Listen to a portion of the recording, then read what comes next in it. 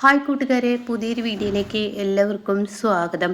അങ്ങനെ പ്രണവ് ശിവാനിയുടെ കള്ളത്തരങ്ങളെല്ലാം അറിഞ്ഞ് ശിവാനിയെ ഡിവോഴ്സ് ചെയ്യാനുള്ള തീരുമാനം എടുത്ത റിവ്യൂ ഒക്കെ പറഞ്ഞല്ലോ. അങ്ങനെ പ്രണവ് വീട്ടിൽ വരികയാണ്. പിന്നീട് പ്രണവ് ടെറസിന് മുകളിൽ കയറി നിൽക്കണേ. എന്നിട്ട് പ്രണവിൻ്റെ മാനസികാവസ്ഥ അത് പറയാൻ വാക്കുകളില്ല കേട്ടോ. എൻ്റെ വീട്ടിലെ എല്ലാവരോടും വഴക്ക് കൂടി പൊരുതിയാണ് ഞാൻ അവളെ കല്യാണം കഴിച്ചത് ശിവാനി. എന്നിട്ട് നീ എന്നോട് എന്ത് ചെയ്തു?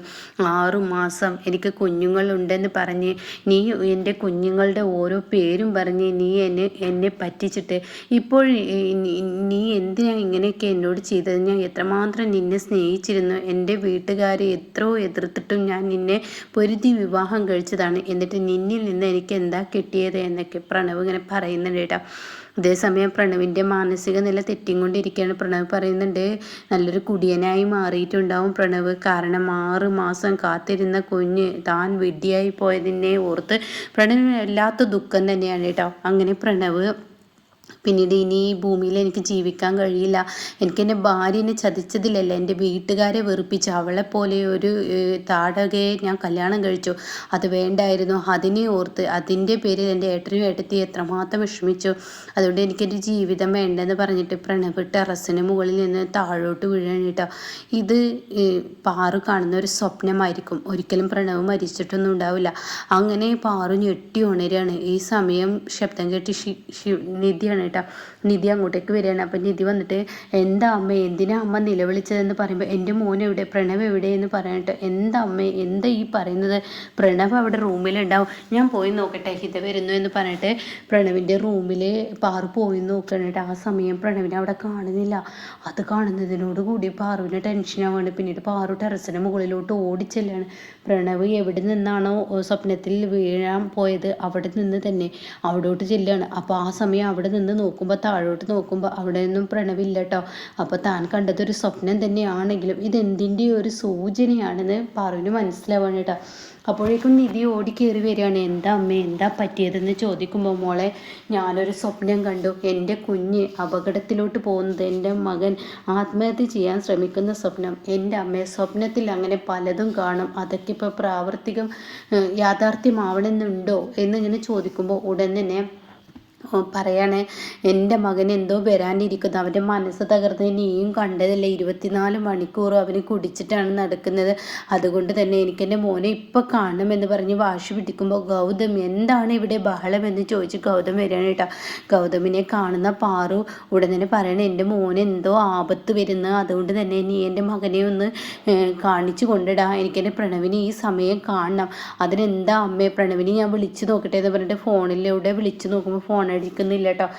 അങ്ങനെ പാറു പറയപ്പോൾ, കണ്ടില്ലേ, സൂചന കണ്ടില്ലേ, ഫോണ് കിട്ടുന്നില്ല.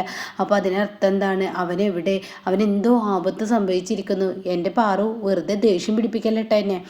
അവന് പുറത്തോട്ട് പോയിക്കോ, ഒന്നെങ്കിൽ ഓഫീസിലോ മീറ്റിങ്ങിലോ അങ്ങനെ എന്തെങ്കിലും ആയിരിക്കും. നീ ഒന്ന് അന്വേഷിക്കട്ടെ, എൻ്റെ കുഞ്ഞിനെ എനിക്ക് കാണണം, എൻ്റെ കുഞ്ഞിനെ എന്തോ ആപത്ത് വരുന്നു എന്നൊക്കെ പറഞ്ഞ് വളരെ ദേഷ്യത്തോടു കൂടി ഇങ്ങനെ സംസാരിച്ചും കൊണ്ടിരിക്കുകയാണ് കേട്ടോ പാറു.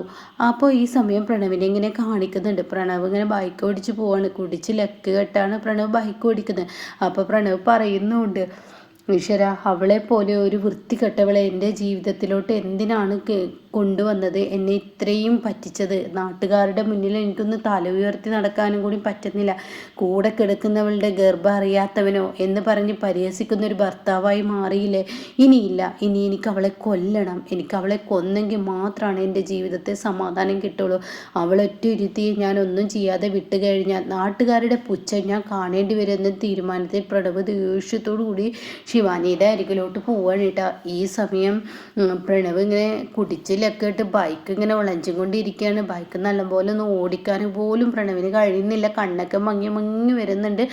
അങ്ങനെ പ്രണവ് എന്ത് ചെയ്യുന്നു, വേറൊരു വണ്ടിയിലോട്ട് ചെന്ന് ഇടിക്കുകയാണ്. അതോടുകൂടി പ്രണവ് അവിടെ അങ്ങ് വീഴാണ്. ആ വണ്ടിക്കാരൻ തിരിഞ്ഞു നോക്കുക പോലും ചെയ്യാതെ അയാൾ പോകുന്നുണ്ട് കേട്ടോ.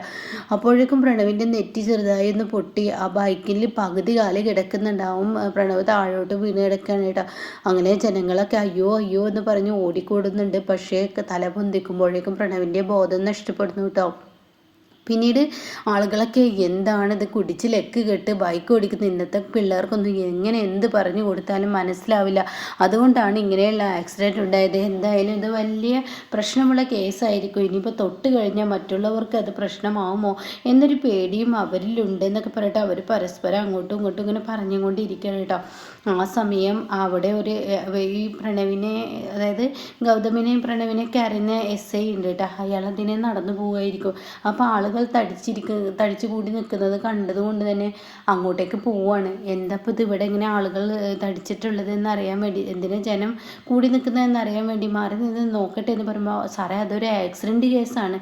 അങ്ങനെ ഒരൊറ്റ നോട്ടം നോക്കുമ്പോൾ തന്നെ ആ നോട്ടത്തിൽ തന്നെ തനിക്ക് മനസ്സിലായി അത് തൻ്റെ ഗൗതമിൻ്റെ അനിയൻ പ്രണവാണല്ലോ. ഈശ്വര, ഇവൻ എന്താ ഈ ആപത്തിൽപ്പെട്ടത് എന്ന് ചിന്തിച്ചിട്ട് വേഗം പെട്ടെന്ന് തൻ്റെ ഫോൺ എടുത്ത് ഗൗതമിനെ വിളിക്കുകയാണ് കേട്ടോ. അപ്പോൾ ഗൗതമാണെങ്കിലോ, ഹലോ, എന്താ സാർ വിളിച്ചത്? അതെ, ഞാനൊരു സീരിയസ് കാര്യം പറയാനാണ്. എന്താ സാർ, എന്തെങ്കിലും പ്രശ്നമുണ്ടോ? ഉണ്ട്, നിൻ്റെ അനിയൻ പ്രണവ് നടു റോട്ടിൽ ആക്സിഡൻ്റ് ആയിട്ട് ഈ റോട്ടിലെ അരികിൽ കിടക്കുകയാണ്. എവിടെ? നിൻ്റെ വീടിൻ്റെ കുറച്ച് ഇപ്പുറത്ത് എന്ന് പറയാനായിട്ടാ. ഇതേ സമയം ഗൗതം പെട്ടെന്ന് ഫോൺ കട്ട് ചെയ്തിട്ട്, നിധി, നീ എൻ്റെ കൂടെ നിന്ന് വരുമ്പോൾ പെട്ടെന്നൊരു സ്ഥലം വരെ പോകണം. അത് കേട്ടോടെ തന്നെ പാറു, ഞാനും വരുന്നു, നീ ഇങ്ങോട്ടേക്ക്. അമ്മ, എനിക്ക് അർജൻറ്റായി പോകേണ്ട സ്ഥലത്തോട്ടാണ്. എന്താണെങ്കിലും നീ എന്നോട് പറയടാ. എൻ്റെ പ്രണവിനെ കുറിച്ച് ആരെങ്കിലും എന്തെങ്കിലും പറയാൻ വിളിച്ചേ? ഏയ്, പ്രണവിനെ ഞാൻ കണ്ടെത്തി കൊണ്ടുവരും. ഞാനിപ്പോൾ വേറൊരു സ്ഥലത്തോട്ടാണ് പോകണമെന്ന് പറഞ്ഞിട്ട് മനഃപൂർവ്വം പാറുവിനെ കൊണ്ടുപോയില്ല കേട്ടോ. അങ്ങനെ പുറത്തോട്ട് ചെന്നിട്ട് നിധിയോട് പറയണേ, നിധി, പ്രശ്നമുണ്ട്. എന്തിനപ്പോൾ എന്നെ വലിച്ചു കൊണ്ടുപോകുന്നു? അതല്ലടി നിന്നോട് പറഞ്ഞത് പ്രശ്നമുണ്ടെന്ന്. നമ്മുടെ പ്രണവിന് ഒരു ആക്സിഡൻറ്റ് സംഭവിച്ചിരിക്കുന്നു. ഈശ്വര, പാറു ഇപ്പോൾ പറഞ്ഞത് എന്താ? പ്രണവിന് ആക്സിഡൻറ്റ് സംഭവിച്ചിരിക്കുന്നു എന്നല്ലേ? ഇപ്പോൾ അതാ അവിടെ ആവർത്തിച്ചിരിക്കുന്നു. ഈശ്വര, പ്രണവിൻ്റെ നില എങ്ങനെ? അതൊന്നും എനിക്കറിയില്ല. നമുക്കൊന്ന് പോയി നോക്കാം, നീ വാ. അപ്പോഴേക്കും പാറു, എങ്ങോട്ടാടാ? നിങ്ങൾ രണ്ടുപേരും ധൃതി പിടിച്ചിട്ട്? അതൊരു അത്യാവശ്യമായിട്ട് ഒരാളെ കാണാനുണ്ട്, അത് വന്നിട്ട് പറയാം. അപ്പോഴേക്കും പ്രണവിനെ കൊണ്ടുവരാം എന്നൊക്കെ പറഞ്ഞിട്ട് അവിടെ നിന്ന് വണ്ടി എടുക്കുകയാണ് കേട്ടോ. പിന്നീട് ഇവർ ചെല്ലുമ്പോഴും ആരും തൊടാൻ കൂട്ടാക്കുന്നില്ല. ഈ സമയം ഗൗതം ഇപ്പം എത്തുമല്ലോ, അതുകൊണ്ട് തന്നെ SI ഗൗതം വന്നിട്ട് എടുക്കാമെന്നുള്ള ആ ഒരു ഇതിൽ തന്നെ നിൽക്കണം കേട്ടോ. അങ്ങനെ അവിടെ എത്തുമ്പോഴേക്കും, ഇതെടുക്കുമ്പോഴേക്കും ഗൗതം അവിടെ എത്തുന്നുണ്ട് കേട്ടോ. അപ്പോൾ ഗൗതം വന്ന പാടെ കാണുന്ന കാഴ്ച ഇങ്ങനെ നടു റോട്ടിൽ തന്നെ അനിയൻ ബോധമില്ലാതെ രക്തത്തിൽ കുളിച്ച് കിടക്കുന്നതാണ് കേട്ടോ. അപ്പം നിധി കണ്ടുടനെ ഇത്രയും ജനക്കൂട്ടങ്ങൾ ഉണ്ടായിട്ടും നിങ്ങളിൽ ആർക്കെങ്കിലും ഇവനെ ഒന്ന് ഹോസ്പിറ്റലിൽ എത്തിക്കാൻ തോന്നിയില്ലല്ലോ? നിങ്ങളുടെയൊക്കെ ഒരു മനസ്സ്, മനുഷ്യൻ ഇവിടെ കിടന്നിട്ട് അതാവില്ലേ എന്നൊക്കെ അങ്ങനെ പറയുമ്പോൾ അതിലൊരാൾ പറയണം, അതിന് മാത്രം പ്രശ്നങ്ങളൊന്നും അയാൾക്കില്ല, അതിന് മാത്രം ബ്ലഡ് പോയിട്ടുമില്ല, അയാൾക്ക് ബൈക്കിൽ നിന്ന് വീണ ചെറിയൊരു ബോധക്കേടാണ്, മുഖത്തോട്ട് തുള്ളി വെള്ളം തെളിച്ച് നോക്കിയെന്ന് പറയണം. അത് കേൾക്കുന്ന ഗൗതം പെട്ടെന്ന് വെള്ളം എടുത്ത് തെളിക്കാനിട്ട് അതോടുകൂടി പ്രണവ് ഇങ്ങനെ കണ്ണ് തുറന്ന് തുടങ്ങുകയാണ്. അപ്പോൾ ഈ സമയം ഇപ്പോൾ പറഞ്ഞില്ല ഞങ്ങളെന്ന് പറയണം. അങ്ങനെ പ്രണവിനെയും കൂട്ടി അവർ വീട്ടിലോട്ട് പോവാണ് കേട്ടോ.